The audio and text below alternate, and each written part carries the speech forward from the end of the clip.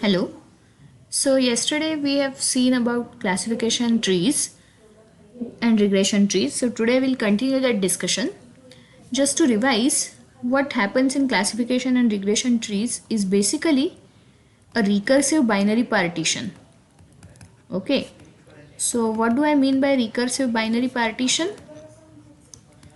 If suppose I have only two variables x1 and x2, and let us say the total range in my data for x1 is say this much, and so from here to here, and for x2 it is from here to here, then my data is kind of arranged in the form of a rectangle. So at every step we do recursive partition means and binary partition. So at every step we divide the data into two parts only, we never divide into more than two parts. So maybe the first partition is on the basis of say x2, so x2 less than b1 say, so this is say b1. So x2 less than b1 is this part, and x2 greater than b1 is this part. We can consider equality here. At the next step now, each of these two parts is going to get divided further. So maybe for this region, suppose the division is on the basis of x1 and this is suppose a1. Okay, then so this is suppose point a1. So for this part my division happened as x1 less than or equal to a1 and x1 greater than a1, and maybe for this part division again happened on the basis of x2. So I may get something like this. So this is say b2. So I have x2 less than or equal to b2 and x2 greater than b2 here. Then I may further have some a2 here and some a3 here. So if I want to draw this in the form of a tree, my first partition was on the basis of x2. So this was my root node. Then we made it x2 less than or equal to b1 and x2 greater than b1. This is my first partition. In the x2 greater than b1 part, that is the top part, the next partition was on the basis of x1. So here the next partition is on the basis of x1. So x1 less than or equal to a1 and x1 greater than a1. These are my further nodes. Whereas in the x2 less than or equal to b1 part, that is this down part, we said that the division is again first on the basis of x2, that is this. So this may be x2 less than or equal to b2 and x2 greater than b2, and then in each of these now the division is on the basis of, so a2 was here, so let me highlight it. So we had said that next division was on the basis of a2 and a3. Okay, so in x2 greater than b2 part, the division is on the basis of a2. So here I would have x1 less than or equal to a2 and x1 greater than a2 as one division, and in x2 less than or equal to b2 part, that is this, the division is on the basis of a3. So my division is x1 less than or equal to a3, x1 greater than a3. Okay, so this is how the tree and the corresponding binary partition looks like. Binary because at every step we are having exactly two branches, we never have more than two branches. And it is recursive because we are further splitting the same node. So whatever node we get, we go on splitting it further and further. Hence it is called as recursive binary partition. So what we should remember is we always get a rectangular type of structure. We would never get something like this. Okay, some such strange things, so non-rectangular shapes we will never get via recursive binary partition. Okay. Here visualizing things was easy because I am considering only two predictors x1 and x2, but of course that need not be the case in the data. You can have multiple predictors, let's say x1, x2, xp. So what you get would be kind of p-dimensional rectangles. Okay, so each node would be basically be denoted by some p-dimensional rectangles. Okay. In fact, you can characterize this every leaf node in terms of whatever has happened to it. So in this node, what is the value of x1? x1 is less than a3 and x2 is less than b2. So that becomes a characteristic of this leaf node. Similarly, you can characterize every leaf node. Okay. So as we mentioned, the first node, the top node is called as root node and the bottom nodes are called as leaf nodes. Okay. So we do this recursive binary partition. Now at every step, how do we decide the splitting criterion? That is a key question. How do we decide the splitting criterion at every step? So this is done via what is known as greedy algorithm. What is a greedy algorithm? As the name suggests, the algorithm is greedy. Greedy means it just looks for the immediate benefit. It doesn't look for the long-term benefit. It's one of the important algorithms in operation research or optimization. In fact, the Google Maps also uses greedy algorithm. Okay. So at every point, it decides best route for the next step of journey. Okay. So in trees, how does this greedy algorithm work? So suppose I have some node. This need not be a root node. This is some node.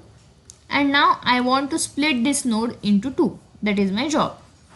Okay. So let me call these as this is R1 and this is R2. My job is to decide the splitting criterion. So when I say splitting criterion, I have to decide two things. The variable as well as the threshold.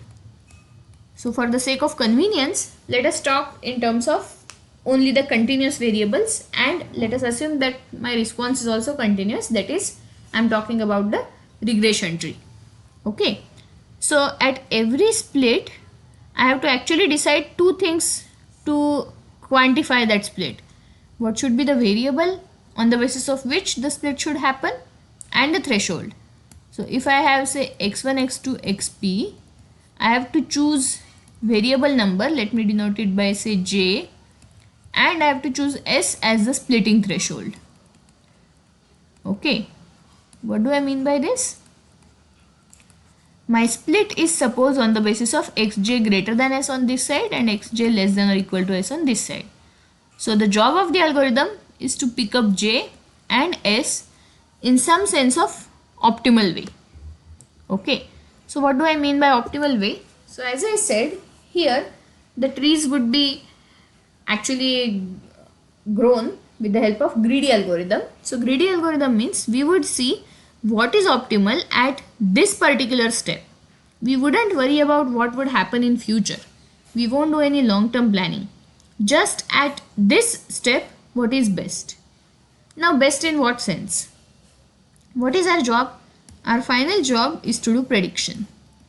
So best for me implies good predictions. Okay. How do we predict? We know that if finally an observation lands here, the prediction is actually mean of the responses of observations which are already here. Let me call that mean as R1 hat and this as R2 hat.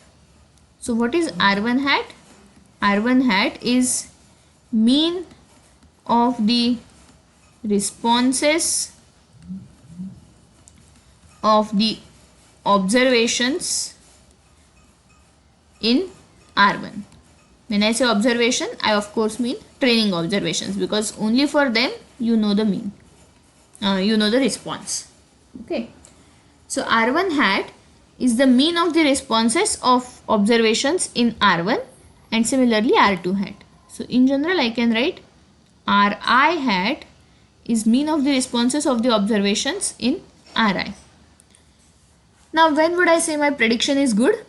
If it is accurate in some sense. So if I want to compute some sort of training error, what would I do? I can compute summation yi minus R1 hat square for every I, for I such that the ith observation OI is in R1. Okay. Don't get confused by the notation. What I am trying to say is, for every observation here, I would try to compute square deviation from the prediction r1 hat. Okay, so yi minus r1 hat, and I need to consider those i's for which observation is in r1. Okay, similarly I can compute for r2. So yi minus r2 hat square, this is for those i's for which oi is in r2. Okay, so this is kind of total prediction error for training data.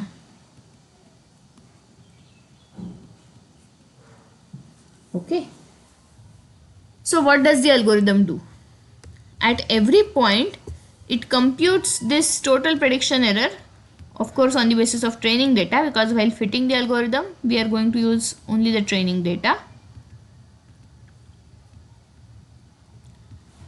Now for every j and s, I'll get a different value of this error. Are you following it? Because if I change my j or if I change my s, my split is going to be different. So my observations would be divided on a different basis. Okay, so this total error is actually the function of j as well as s. Okay, total error is function of j as well as s. Now what we do is we minimize this over j and s. So find minimum over j and s. Ideally I would say find argmean, means find that value of argument for which this is minimum, that is find that value of j and s for which this error is minimum, and that becomes your optimal splitting criterion. Okay, so we choose that j and s for which the split is in some sense best. So it basically minimizes the prediction error. Let us take one easy example. Suppose I have x1, x2, and x1 is say age, x2 is height, and suppose using age and height, my response variable is suppose weight. So on the basis of age and height, suppose I want to predict weight, and let me say I have 5 observations in that node. So let me list those observations. So ages are suppose 15, 21, 18, 33 and 41. Okay, and x2 is height. So height is, suppose, let me consider the height in centimeters. So this is suppose 153, 158, 161, 149 and let us say 155. Okay, and the weights now. So suppose for this person the weight is 55, for this person it is 62, 65, 53 and let us say 57. These are weights. So what I have to do for the first split, I have to choose the split on the basis of j as well as s. So suppose I consider x1, what are the possible splitting values?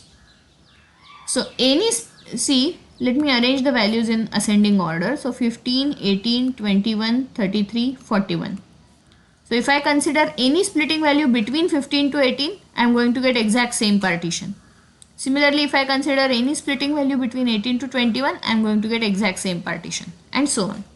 Okay, so if I split on the basis of say 16, what happens?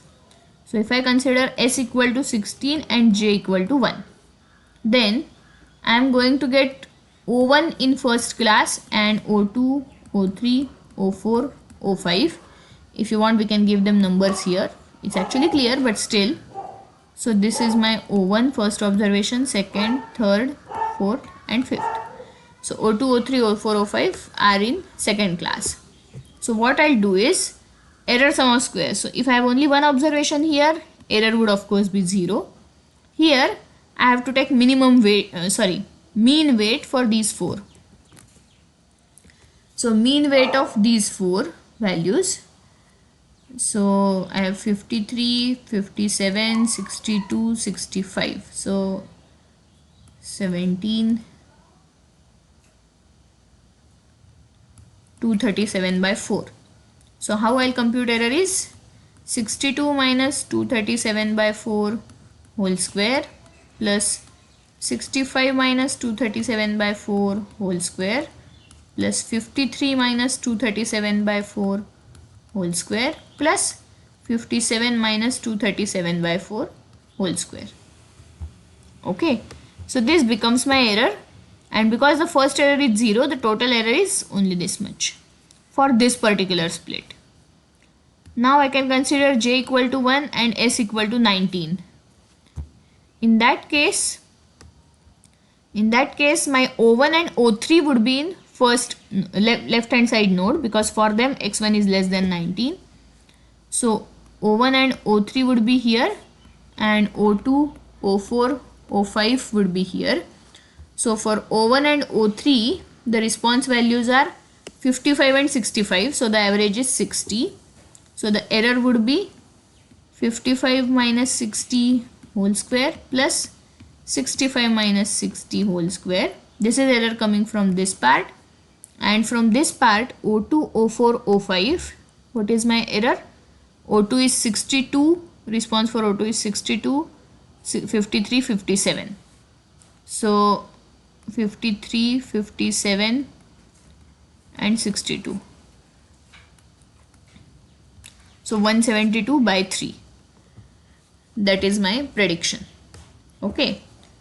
So 53 minus 172 by 3 whole square plus 57 minus 172 by 3 whole square plus 62 minus 172 by 3 whole square. This is error for this part. So total error would be addition of these two quantities. So that would be my error for j equal to 1, s equal to 19. In this way I can evaluate error for every j and s pair, and then I'll choose that js pair for which this error is minimum. Okay. This exercise we did for splitting one node into two parts. Of course, when you grow a tree, you have to do this for every node. So it is computationally pretty extensive exercise, but nowadays we have advanced computers and there are algorithms which would accelerate this process. Okay. Is the concept clear how the split is obtained? I am talking in terms of regression. How would it happen in terms of classification? We would deal with it a bit later, because generally in regression we focus on square error, so things are okay. In classification there are different types of errors that one can choose, so we would study that a bit later. Okay. Now, so we go on doing this and we go on growing a tree. So when do we stop? That is the next question. When do we stop?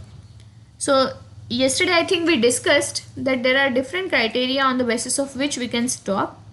First is if the node becomes pure node. Means if y value becomes constant in that entire node, then of course we stop. There is no point in splitting it further. Second is 5 observations in the node. Or third is 5% of the observations in each node, at most 5% of the observations in each node. But all these are kind of thumb rule like criterion. What happens if I grow a tree which is too long, or what happens if I grow a tree which is too short?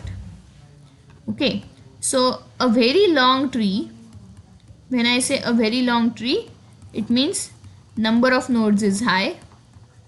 You go on splitting for a long time, so number of nodes is high. And a very short tree means number of nodes is low.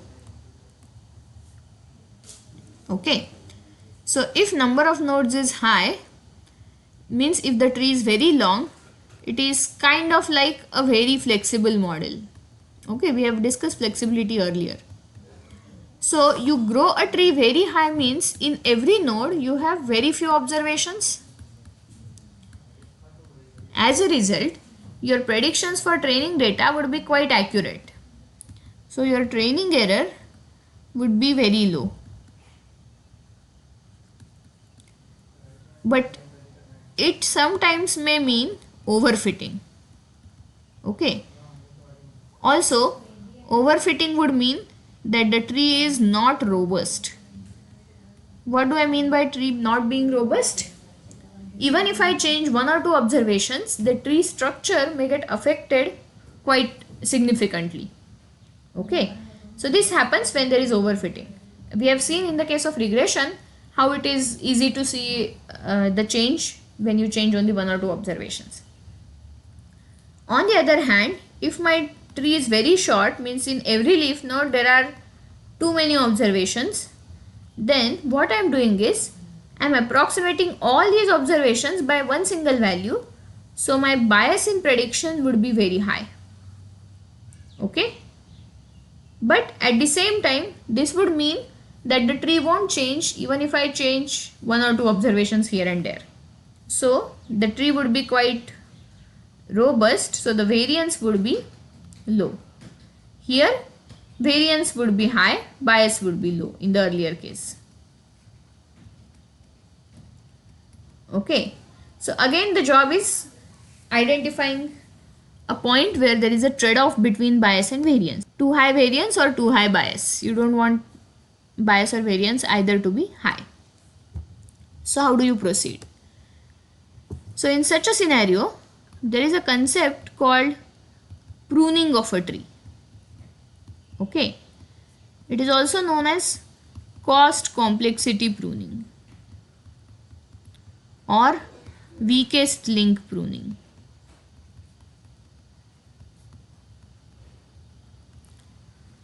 As the word suggests, pruning is cutting off the branches.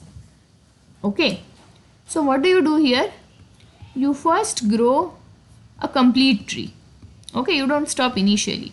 First you grow a complete tree and then prune weak branches. Means you cut off some of the branches. It is slightly similar to what we used to do in clustering. So we would first divide, let us say if you are going by agglomerative clustering. So initially every observation is in its own cluster, and we go on joining them till everything is together. But then after getting the dendrogram, we cut at some intermediate point to get different clusters. So here we are going to do exactly same thing. So if I have already grown a big tree, okay, something like this, then I first initially grow the entire tree. I don't stop while growing the tree, and then later we prune off some of the branches. So maybe this is not required. So we prune off this branch. Okay. First of all, why to grow an entire tree and then prune back? Why not just stop at the initial thing? The reason is that we are using greedy algorithm. Because we are using greedy algorithm, at every step we are focusing on the immediate outcome. We don't know what happens in future. So even if this particular outcome doesn't look that great, in future it may be useful. Greedy algorithm doesn't see that. So what we do is we first grow an entire tree and then decide that okay, this branch doesn't look much useful, so let us prune it off. Okay. And how do you decide whether a branch looks useful or not? Again, it would be in terms of change in kind of mean squared error or within group sum of squares, something like that. So we know that from here to here there would be some decrease in error sum of squares, because here I was using a common predictor for all these guys. Now I am using a different y hat for these people and different y hat for these people. So I would be slightly improving my predictions. So we would prune those branches where no significant reduction occurs in error sum of squares. Okay. No significant reduction occurs in error sum of squares. So those branches we would prune. In that sense, it is called as weakest link pruning. Okay. As I said, it is also called as cost complexity pruning. So cost complexity pruning in what sense? So you define some sort of cost associated with each tree. For defining that cost, first we need error sum of square in each leaf node. Okay. So let us define average error sum of square in average per observation error sum of square in first leaf node as 1 upon n1 sum over I going from 1 to n1 yi minus r1 hat square. So r1 hat is the prediction for every observation in that node, that is average over all observations, and for the sake of convenience I am assuming that the observations in first node are numbered as 1 to up to n1 and so on. So in general I have em hat, nm hat, nm. Okay, so this is basically same as sum over I such that y is in Rm. Okay, y is in Rm. So we have average, like per observation error sum of square for each leaf node. Then we define cost as a function of some alpha. It is defined as total error of this type. So sum over m going from 1 to mod of t. Okay. em hat into nm. So total error for every node, and mod t is the total number of nodes in that tree, including leaf node, root node, everything. Total number of nodes in a tree. So this plus alpha mod t. So this alpha is kind of a penalty factor. So what we are defining as a cost is the error component plus a penalty component. The penalty is based on the basis of length of the tree. So alpha is always positive. So it means that for a longer tree this term would be higher. And of course we want to minimize this C alpha. So we choose tree in such a way that this C alpha can be minimized. So if alpha is large, then the penalty component has very high importance. As a result, we would tend to choose a smaller tree. Whereas if alpha is 0, then penalty factor has no importance. So I would take an entire tree without pruning. Is it okay? Getting what I am trying to say? So this is what we do. We choose alpha, and now corresponding to that alpha, we would get some tree which is in some sense optimal. So we will study this in slightly more detail in the next lecture. For today, I will stop here. Thank you.